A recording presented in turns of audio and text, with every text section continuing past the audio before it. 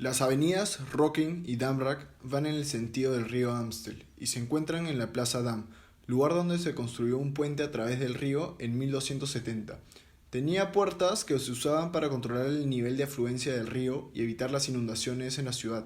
El Damrak se convirtió en un puerto donde llegaban marineros y pescadores de distintas partes de Europa y había mucho comercio. Fue en ese lugar donde nació el primer barrio rojo y los canales amurallados le dieron su nombre, De Valen. De Valen es el barrio rojo más grande y conocido en Ámsterdam. Consiste en una serie de pasajes que contienen aproximadamente 300 cabinas alquiladas por prostitutas que ofrecen sus servicios a través de vitrinas iluminadas generalmente con el color rojo. Dentro del barrio se encuentran otros negocios como los sex shops, teatros de sexo en vivo, un museo del sexo y varias tiendas que venden cannabis. El objetivo de este video es poner en debate la legalización de la prostitución y analizar este aspecto de manera ética desde el punto de vista de distintos filósofos. A inicios del siglo XIX, las tropas de Napoleón acudían a los burdeles clandestinos en los Países Bajos. Para mantener contentos a sus soldados, Napoleón elimina la prohibición de los burdeles. Sin embargo, instauró chequeos de salud obligatorios para las prostitutas con el objetivo de controlar el contagio de enfermedades venéreas que podían afectar a sus hombres. Luego de la ocupación francesa, el gobierno holandés dejó de regular la prostitución, pero en las siguientes décadas se volvió a regular el negocio sexual gradualmente como lo hicieron los franceses. Muchos científicos del siglo XIX creían que la abstinencia sexual era perjudicial para la salud de los hombres, por lo que consideraban que era inevitable que algunas mujeres se sacrificaran para mantener el orden en la sociedad. Se daba por sentado que eran las mujeres de clase baja quienes debían ejercer esta actividad. La sociedad, incluyendo la clase baja, repudiaba la prostitución. Durante el siglo XIX surge un movimiento abolicionista liderado por cristianos protestantes ortodoxos, en contra de la regulación de la prostitución. Principalmente atacaban la idea de que los hombres no podían abstenerse de tener sexo. Al inicio buscaban eliminar los chequeos médicos, pero cuando el movimiento tuvo mayor influencia, se enfocaron en aquellos que lucraban con los burdeles. Finalmente, a inicios del siglo XX, en 1911, por ley se prohibió lucrar con el negocio y la propiedad de burdeles. Sin embargo, la prostitución como tal no se prohibió. Durante la segunda mitad del siglo XX, muchas municipalidades toleraban la prostitución y la existencia de burdeles. La policía solo interfería cuando se alteraba el orden público o en caso de trata de personas. Se creía que el uso de la fuerza empeoraba la situación de las prostitutas. A esto se le conoce como la política de tolerancia. La prohibición de los prostíbulos restringía la creación de normas para regular la industria del sexo. En ese sentido, los gobiernos locales le pedían al gobierno nacional que quitara la prohibición sobre los burdeles. A esto se le sumaban asociaciones que apoyaban la prostitución y buscaban erradicar los estereotipos negativos de la sociedad. Es recién en el 2000 cuando el 1 de octubre los burdeles dejan de estar prohibidos y la prostitución pasa a ser un negocio completamente legal. Esto les permitía a las prostitutas ser empleadas formales accediendo a licencias de trabajo y podrían adquirir beneficios sociales como en otros oficios. Con esto, el gobierno buscaba proteger a las prostitutas y erradicar los crímenes relacionados a la industria del sexo, como la trata de personas y el lavado de dinero. Hasta la fecha, es un negocio muy criticado y las labores de fiscalización continúan, lo cual ha permitido denegar licencias de funcionamiento a prostíbulos involucrados en prácticas ilegales. En cuanto al análisis de los autores, iniciaremos con Mill, quien es el principal exponente de la corriente ética llamada utilitarismo. Según esta, las acciones son correctas en la medida que maximicen la felicidad total y son incorrectas en cuanto tienden a producir lo contrario. Para este autor se entiende por felicidad el placer y la ausencia del dolor o sufrimiento. Por otro lado, la infelicidad viene a ser el dolor o la falta de placer. Así, Mill hace una distinción entre el ser humano y los animales en la medida que existen criterios cualitativos para clasificar los placeres que solo existen para los humanos. Estos placeres propios de los seres humanos son conocidos como los mentales y espirituales. Las prostitutas desprotegidas podrían verse afectadas por condiciones laborales paupérrimas y el contagio fácilmente de enfermedades sexuales, por lo que existiría la infelicidad en ese caso. Asimismo, dichas condiciones juntas con una situación económica desfavorable hacen que el sufrimiento o la infelicidad prevalezcan para estas personas. Si bien los clientes de la prostitución consiguen el placer que ayuda a maximizar su felicidad, Mill podría argumentar que estos buscan el sexo solo como algo para satisfacerse y no como un placer con las características cualitativas en la escala que diferencian al ser humano de un animal. Lo vería más como una respuesta ante los instintos de satisfacción. Sin embargo, la legalización de los burdeles y la prostitución permite que existan condiciones laborables y regulaciones relevantes para maximizar la felicidad total. En este caso, la maximización de la felicidad no solo se ve en el caso de las prostitutas, sino que aquellas personas que desean dicho servicio se ven beneficiadas porque pueden acceder fácilmente y de forma segura. Por lo tanto, Mill estaría de acuerdo en que la maximización de la felicidad total existe en este caso y se da para las personas que ejercen la prostitución como para la sociedad o los clientes.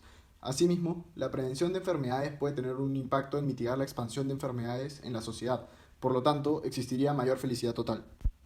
En cuanto a la justicia, el uso de esta como aquello que la ley establece no es suficiente para Mill, porque pueden haber leyes injustas. Mill sostiene que el uso de la justicia está relacionado con las leyes que protegen los derechos de alguien. Esto se debe principalmente a que para Mill el sentimiento de injusticia o indignación no consiste solamente en las violaciones de ley, sino que es un sentimiento que incluye aquellas leyes que deberían existir, pero no existen, y las leyes que existen, pero se les supone contrarias a lo que debería ser la ley. En este sentido, podemos relacionar la situación de las prostitutas de los Países Bajos antes del año 2000, donde ocurrió la legalización de los burdeles, con el sentimiento de injusticia o indignación.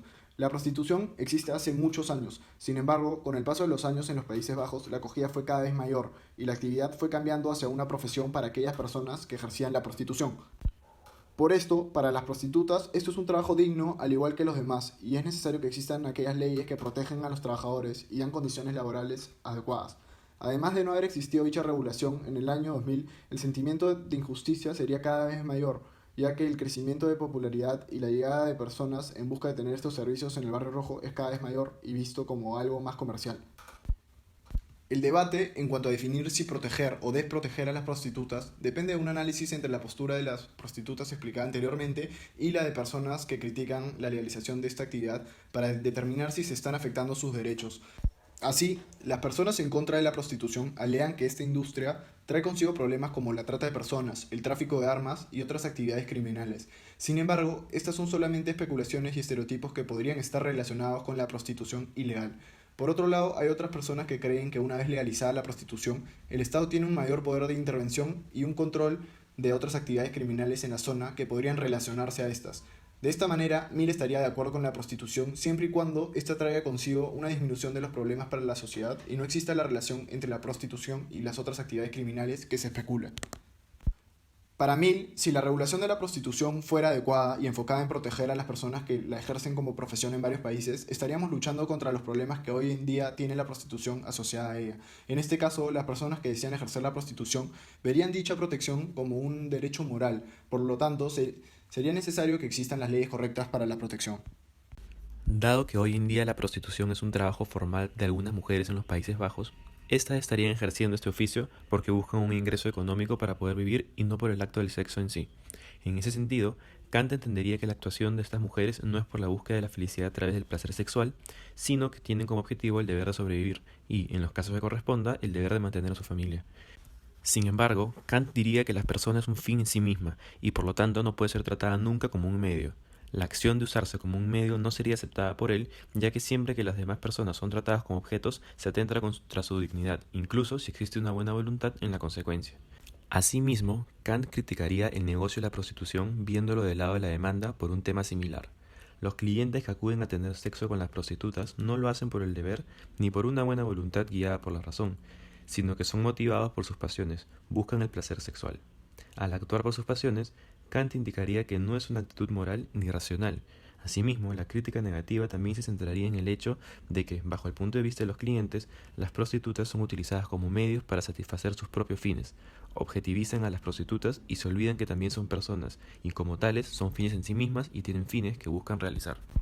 En cuanto a la ley natural, no se podría decir que es un principio primario el hecho de evitar tener sexo con una prostituta, pues, de acuerdo con Aquino, estas son las razones más profundas y últimas de nuestras decisiones. Sin embargo, manteniendo la coherencia entre la ley natural, ley divina y la ley eterna que propone Aquino, podría considerarse la abstención del sexo con prostitutas como un precepto secundario, el cual depende de los detalles de la situación y no son identificables de manera obvia.